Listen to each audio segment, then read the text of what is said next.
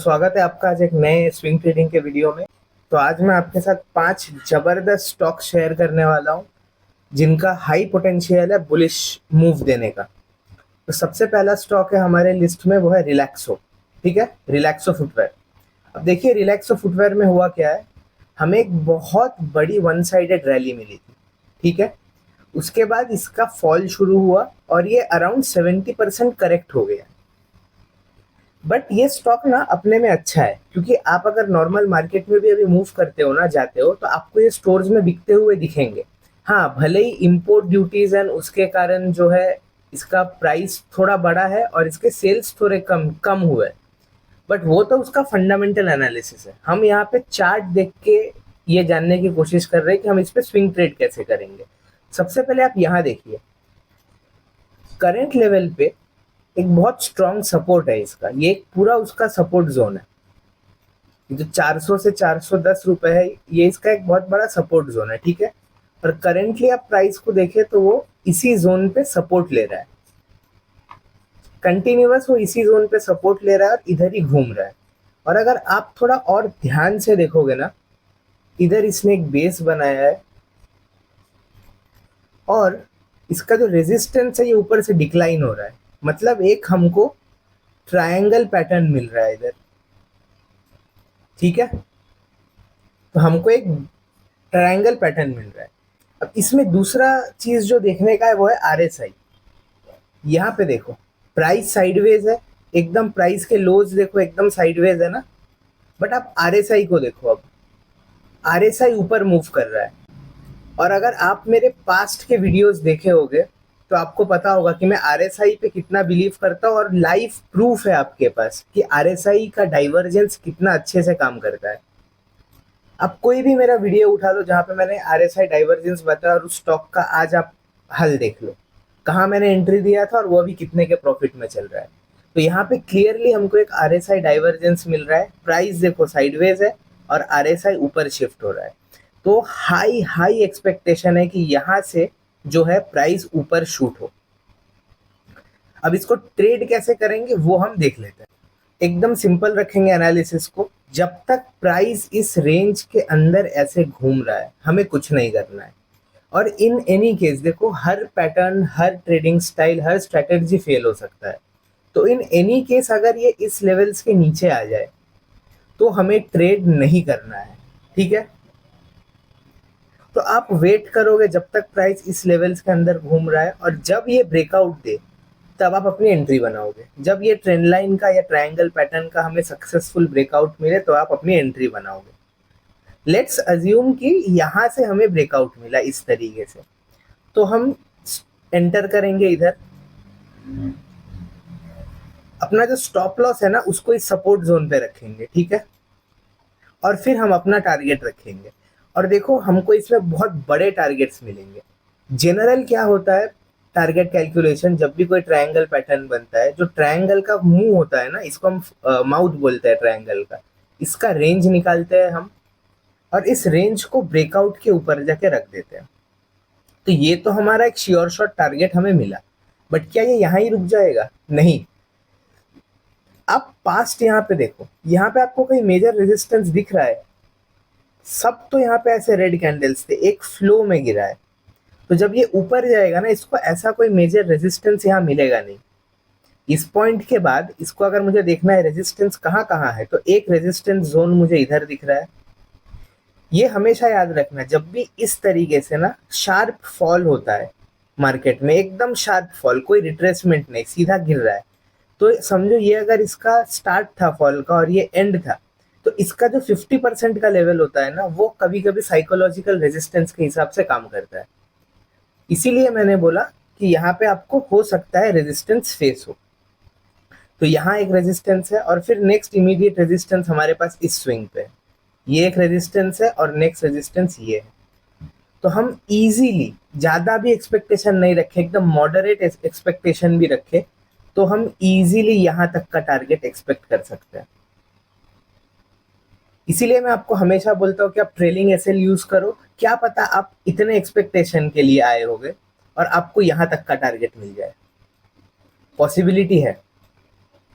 तो ये एक बहुत बढ़िया स्टॉक है जहां पे हमने RSI डाइवर्जेंस भी देखा, प्लस प्राइस कंसोलिडेट भी कर रहा है, एक ट्रायंगल पैटर्न भी बना रहा है और इसके टारगेट्स बड़े अच्छे हैं।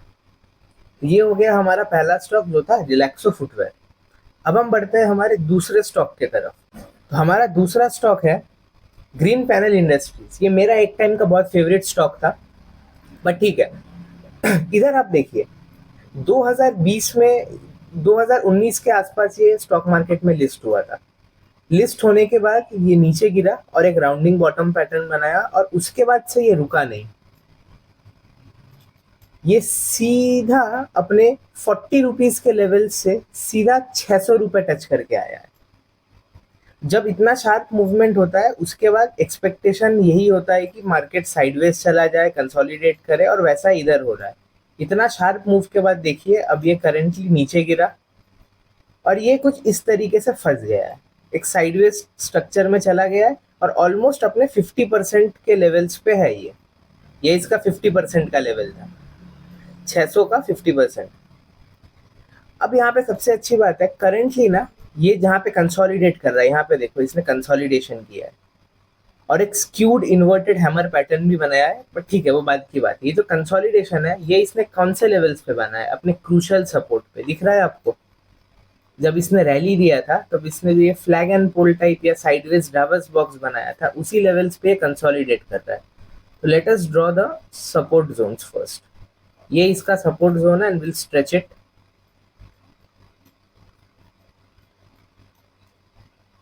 तो आप क्लियरली देख सकते हो कि ये अपने क्रूशियल सपोर्ट जोन पे इसने एक सपोर्ट लिया हुआ है।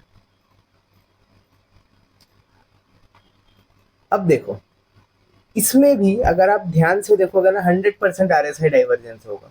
हाँ है, देखो प्राइस को फॉलो करो। हाँ ये है प्राइस। प्राइस नीचे आया, फिर इसने लो बनाया, फिर ऊपर गया और एक फिर लो बनाया। ठीक है, प्राइस यहाँ नीचे आया, यहाँ RSI को देखो, RSI कंटिन्यूअस ऊपर जा रहा है, इसको हम बोलते हैं RSI डाइवर्जेंस। तो सेम अभी RSI डाइवर्जेंस का सेटअप हमने प्रीवियस स्टॉक में भी देखा और इधर भी हमें दिख रहा है।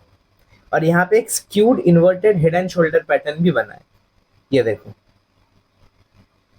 अभी जब ये अगर इस तरीके से ऊपर जाएगा तो हमको एक picture perfect head and shoulder pattern मिलेगा। ये इसका नेकलाइन है, एकदम सिंपल रखेंगे।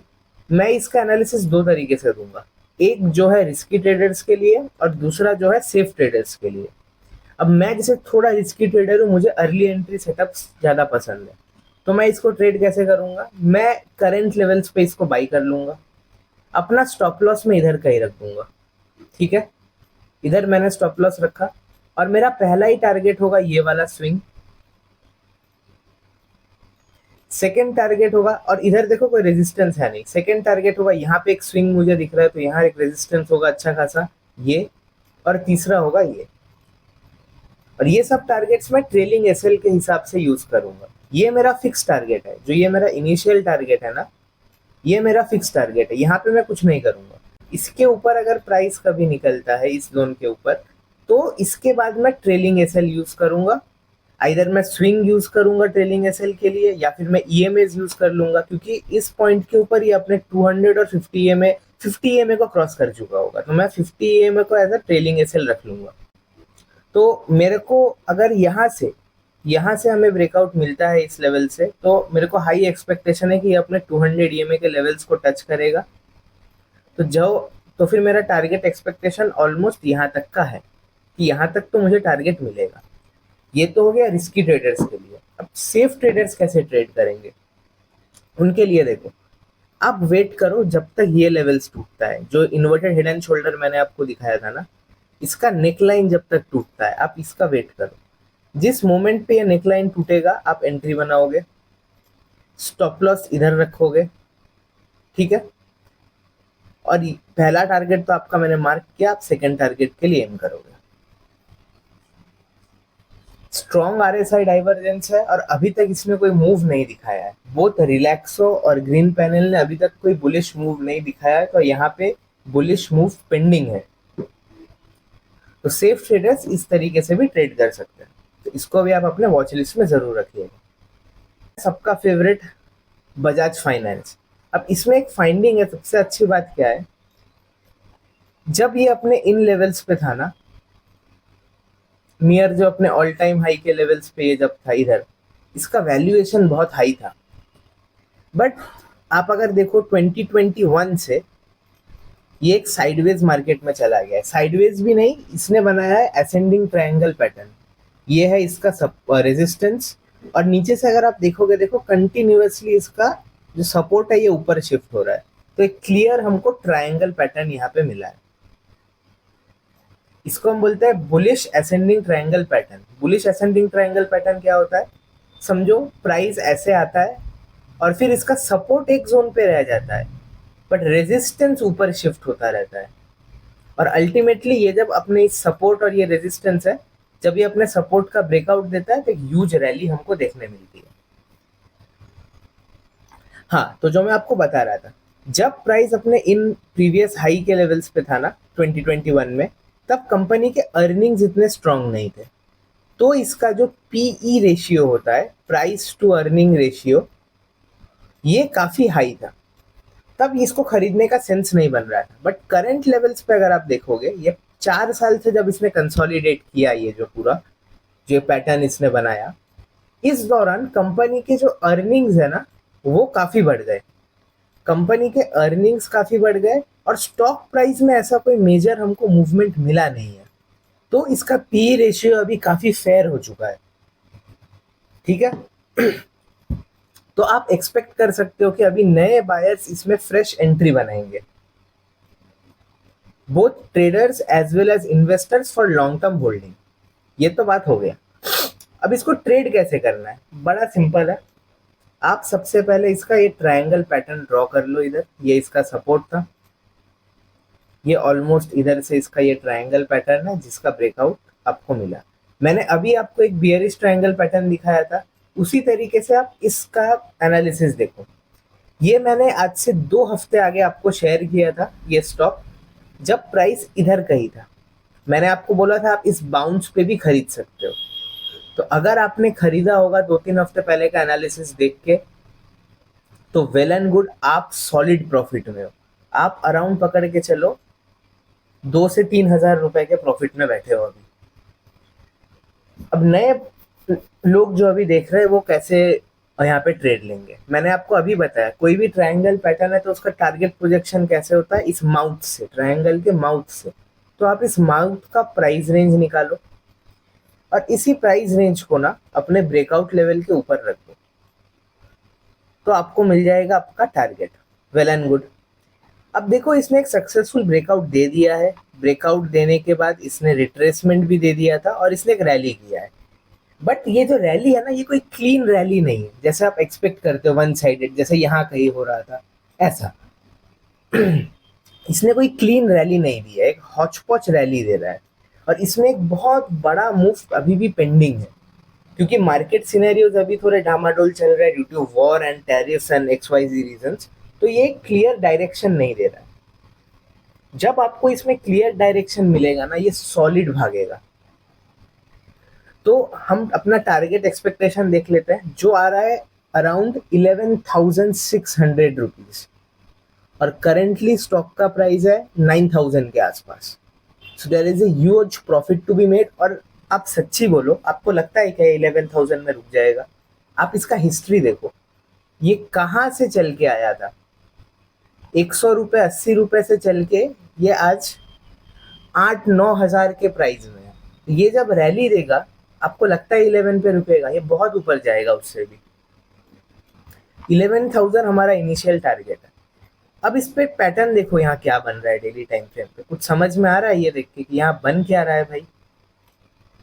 अगर समझ में आ रहा है तो कमेंट करो एक बार। यहाँ पे क्लियरली ना स्क्यूड डबल बॉटम बना है। ध्यान से आप देखो, प्राइस नीचे आया, so sorry for this, let me remove this. Double bottom बनता कैसे? प्राइस नीचे आता है, ऊपर जाता है, फिर नीचे आता है और फिर ऊपर जाता है। ये हुआ ना, सेम देखो इधर हो रहा है।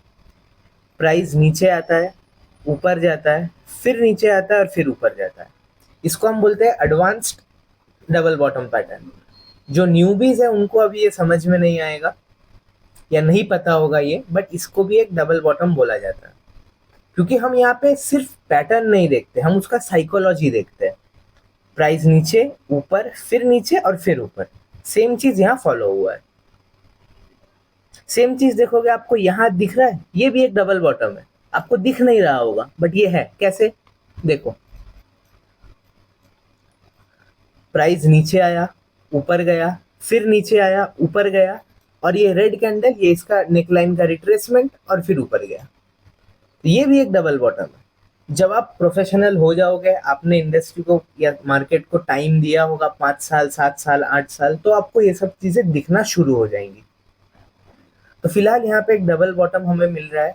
ट्रेड एकदम सिंपल है।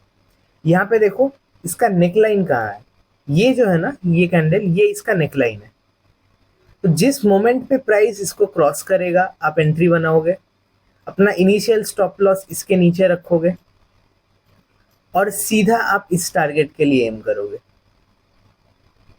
हाँ, मैं ये नहीं बोल रहा हूँ ये टारगेट आपका एक हफ्ते में हिट हो जाएगा, हो भी सकता है। अगर निफ्टी में मोमेंटम आया तो ये धड़ धड़ा के ऊपर जाएगा, जैसे प्रीवियसली गया है, जैसे हमें यहाँ पे भी रैली देखने मिली है। 1 वीक के अंदर ये प्राइस 1 से 2 वीक के अंदर ये 5,500 से 7,500 पहुंच गया, हो सकता है।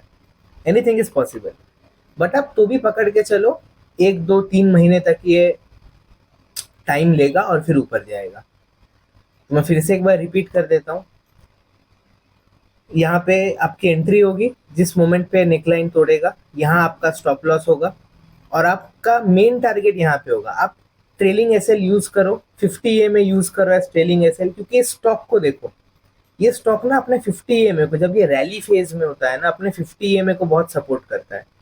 जब भी ये अपने बुल रन में होता है, ये अपने 50 EMA को सपोर्ट करता है। देखो इधर हर 50 EMA पे आता है, टच करता है, बाउंस करता है, टच किया ऊपर गया, टच किया ऊपर गया। यहाँ पे देखो, टच किया ऊपर गया, टच किया ऊपर गया। तो आप इसमें 50 EMA को एज ट्रेलिंग एसएल यूज करोगे और इसको खींचते जाओगे, 11,000 जाए, 12,000 जाए, आप बैठे रहो। ये हो गया आपका एक ट्रेड। और अच्छी बात क्या है, ये एफएनओ सेगमेंट का भी स्टॉक है, तो जो एफएनओ में ट्रेड करना चाहते हैं वो भी कर सकते हैं। एफएनओ वाले अपना टारगेट स्टेप वाइज में डिवाइड कर ले, कि आप अपना पहला टारगेट रखो इधर, सेकंड टारगेट रखो इधर। इसमें अगर 1 महीना हो गया और फिर ये और बुलिश मूव दिखा रहा है नेक्स्ट मंथ भी, तो आप फिर अपना कॉल या जो भी आपने लिया है उसको रोल ओवर करो और फिर नेक्स्ट टारगेट इधर रखो। स्टेप वाइज धीरे धीरे ऊपर जाओ और अपना कॉल को रोल ओवर करते रहो, अपने पोजीशंस को रोल ओवर करते रहो। ये एक सॉलिड स्टॉक है, सॉलिड प्रॉफिट देगा अगर हमारे एनालिसिस के हिसाब से ये चला तो इसको बिल्कुल मिस नहीं करना है। बजाज फाइनेंस को बिल्कुल नहीं मिस करना है। नेक्स्ट हमारा स्टॉक जो है वो है पतंजलि। अब पतंजलि में देखो क्या हो रहा है। ये स्टॉक का ना नेचर है, 200 EMA के साथ इसका एक अजीब सा रिलेशन है। कभी देखो ये 200 EMA को सपोर्ट करता है, ठीक है, अच्छे से सपोर्ट करता है, आता है टच करता है, बाउंस करता है, आता है टच करता है, बाउंस करता है।